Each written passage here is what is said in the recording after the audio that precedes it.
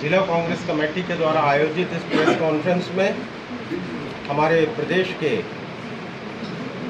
Congress committee के अध्यक्ष सम्मानित जीतू पटवारी जी हैं, सम्मानित वरिष्ठ अधिवक्ता राज्यसभा सांसद विवेक तनखा जी हैं, सम्मानित हमारे प्रदेश के पूर्व कांग्रेस पार्टी के अध्यक्ष और पूर्व केंद्रीय मंत्री माननीय श्री अरुण यादव जी हैं। और आज ये आगामी लोकसभा चुनाव जो 26 अप्रैल को रीवा में नियत है, इस सिलसिले में हमारे प्रदेश अध्यक्ष अरुण यादव जी और तनखा जी एक साथ दौरे पे आए हुए हैं। आज आम सभाएं हैं, 2 जगह कार्यकर्ता बैठक है, कार्यकर्ता से मुलाकात है और एक जवा में है, दूसरी गोविंदगढ़ में है। और आज समसामयिक विषय पे उन लोकसभा चुनाव को लेकर एक कुछ महत्वपूर्ण बिंदुओं पे आप से चर्चा करने के लिए अपने प्रेस के साथियों से माननीय अध्यक्ष जी यहाँ पर उपस्थित हैं। अब मैं उनसे अनुरोध करता हूँ कि अपनी प्रेस वार्ता रीवा की इस ऐतिहासिक भूमि पर जब जर्नलिज्म की बात होती है तो यहाँ की पुराना इतिहास रहा है कि सच्चाई का हमेशा आप लोगों ने बढ़ चढ़कर साथ दिया है। अभी लोकसभा का ये चुनाव देश का सबसे बड़ी पंचायत का चुनाव तो है ही, पर इस देश की आम चुनाव अभी तक के चुनाव है उससे थोड़ा अलग और महत्वपूर्ण है।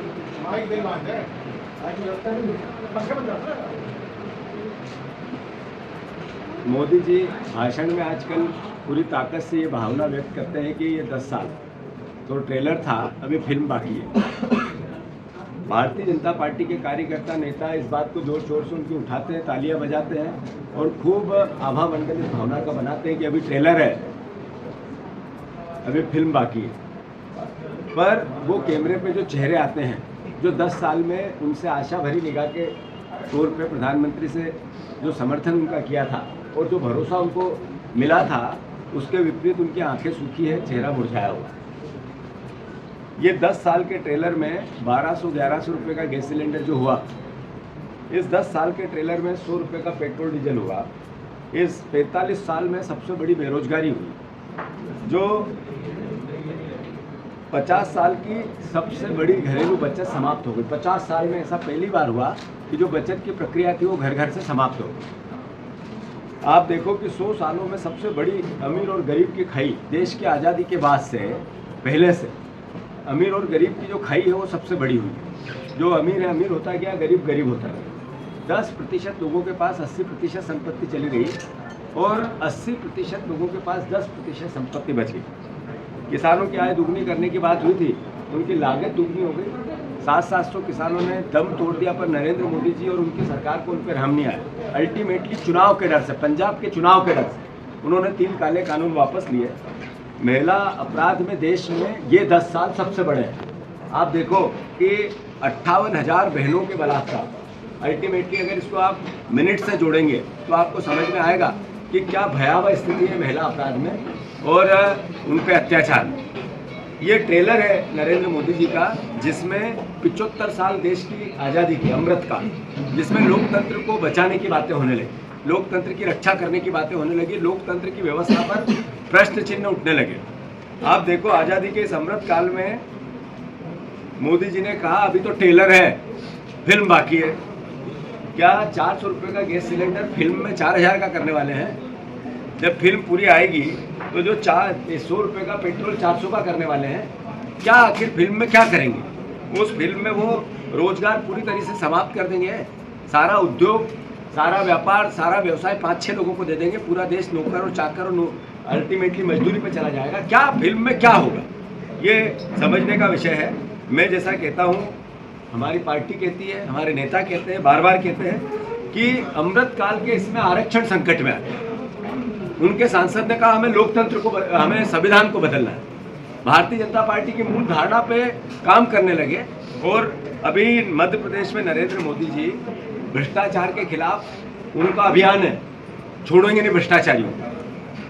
141 लोगों ने ईडी और सीबीआई के छापे ट्रेलर में, अभी फिल्म बाकी है, 141 लोगों पे कार्रवाई हुई, 125 बीजेपी में चले। सारी करप्शन का पूरा मूलभूत समाप्त, वो दूध के धुले है। अभी मध्य प्रदेश में 225 250 हफ्ते में 225 घोटालों की लिस्ट एक हमने जारी की थी, मीडिया में है, आप सर्च करोगे। हालात ये है, करप्शन के अगेंस्ट नरेंद्र मोदी जी को लड़ाई दिखती है।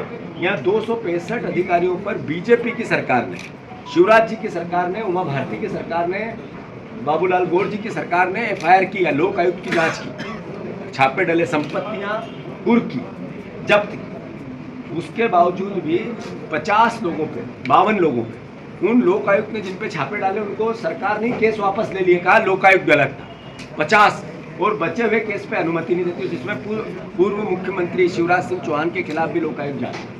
तो ये मोदी जी का ट्रेलर इस तरह का कि भारतीय जनता पार्टी में रहो और लुटो, और कहीं जाओगे तो मैं कहूँगा आप करप्ट हैं।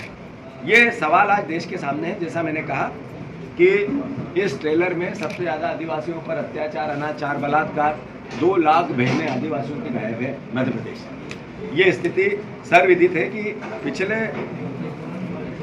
सिर्फ धर्म के नाम पे वोट मांगना, नफरत फैला के वोट मांगना और अलग अलग तरीके से भ्रम फैला के वोट मांगना। अब की बार 400 पार। क्यों 400 पार चाहिए? उसका लॉजिक है कि संविधान बदलना इसलिए चाहिए, 2 ही सही। और खुशी है मुझे, कांग्रेस पार्टी ने अपना वक्तव्य जारी किया है। जो पहले चरण का मतदान हुआ उसमें पोल खुल गई इनकी, अब की बार 400 पार। फिल्म का ट्रेलर ही पिट गया, फिल्म कैसी पिटेगी क्या पता। तो मैं मानता हूँ रीवा की जब हम बात करें तो पिछले 10 साल में यहाँ के सांसद हैं, उन्होंने शिक्षा को लेके एक भी काम ऐसा जो आप गर्व से कह दो कि हमारे सांसद ने ऐसा किया। इन्होंने स्वास्थ्य को लेके एक भी काम, अभी 3 दिन 4 दिन पहले एक वीडियो मेरे को किसी ने भेजा, रीवा के किसी परिवार के साथी ने, कि यहाँ पे दवाइयाँ नहीं है, स्वास्थ्य मंत्री का जिला है। मैंने ट्वीट भी किया, शायद आप लोगों ने देखा होगा। ये हालात है। हालात ये है कि रोजगार को लेकर आप, राजेंद्र शुक्ला जी ने कहा कि विश्व का सबसे बड़ा सोलर प्लांट रीवा में, बड़ी बखान में विधानसभा में था, भाषण हुआ। कितने रीवा के बच्चों को रोजगार मिला? कोई उसके आंकड़े हैं? किसको फायदा हुआ? वो जिनने प्लांट लगाया उनको, नेताओं को, सरकार को, मध्य प्रदेश को, या आम जनता को, या रोजगार को लेकर कोई रीवा को कोई फायदा हुआ तो बताओ।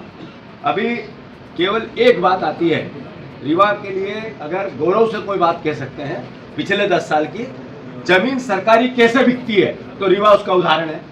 सरकारी जमीनों को बेचना एक आदत सी बन गई। तो मैं मानता हूँ कि मिर्जापुर रेल लाइन, हमारे सांसद ने क्या किया? मिर्जापुर रीवा रेल लाइन के लिए कभी एक शब्द। सांसद का काम होता है संसद में प्रश्न करने का। मैं सारे जागरूक पत्रकार बंधु हैं, आप दलगत राजनीति दूर दूर तक आपके पास भटकती गई। मैं आग्रह आपसे भी कर रहा हूँ और आपके माध्यम से जनता से भी कर रहा हूँ। हमारे 10 साल रीवा के सांसद ने एक प्रश्न विधानसभा में खड़े हो, लोकसभा में खड़े होकर रीवा के विकास के लिए किया, तो फिर मुझे आप, मेरा ज्ञान बढ़ा। अगर एक बार लिखित प्रश्न किया हो रीवा के विकास के लिए, कि जिसको हम चिन्हित करें कि इस समस्या के लिए सांसद जी जागरूक हो, तो कृपया करके मेरा ज्ञान बढ़ा। अगर एक बार एक विकास का काम सांसद जी के द्वारा मील का पत्थर साबित हुआ कि ये सांसद के नाम काम है, तो फिर हम सबको उनको साधुवाद देना चाहिए। आखिर लोकतंत्र में भले हमारे विरोध की विचारधारा के दुश्मन तो है, मैं इतना ही कहना चाहता हूँ कि अल्टीमेटली इस बार बदलाव होना चाहिए। रीवा के जो सभ्यता है, मान सम्मान है, कुंवर अर्जुन सिंह जी का एक अपना इतिहास रहा है। यहाँ के विकास को लेकर, यहाँ के संस्कार को लेकर, उनके लीडरशिप की क्वालिटी को पूरे देश और पूरे मध्य प्रदेश ने माना है। वैसे ही हमारे सफ़ेद शहर स्वर्गीय श्रीनिवास तिवारी जी का भी एक अपना अस्तित्व था, एक मान सम्मान था। उन्होंने प्रदेश में जिस तरीके से रीवा की पहचान बनाई, इसको हम भूल नहीं सकते और उनका खूब आदर करते हैं। उनके चरणों में, दोनों के चरणों में सर रखकर पूरी कांग्रेस प्रणाम करती है। पर सवाल है कि इस बार बीजेपी को वोट छूत है, ये रीवा की जनता को विचार करना चाहिए। कांग्रेस पार्टी, जैसे मैंने सुबह भी टीवी पे, मीडिया पे बोला है, जो 6 सीटें उसमें से 4 सीट कांग्रेस जीती, और जो मत है, जो मत पड़ा है, जो परसेंटेज आया है, ये मोदी से विमुख है। ये झूठ, 400 पार, टीवी, मीडिया, विज्ञापन, प्रेशर पॉलिटिक्स, आभा मंडल पॉलिटिक्स, ये जबरदस्ती का आर्थिक मायाजाल,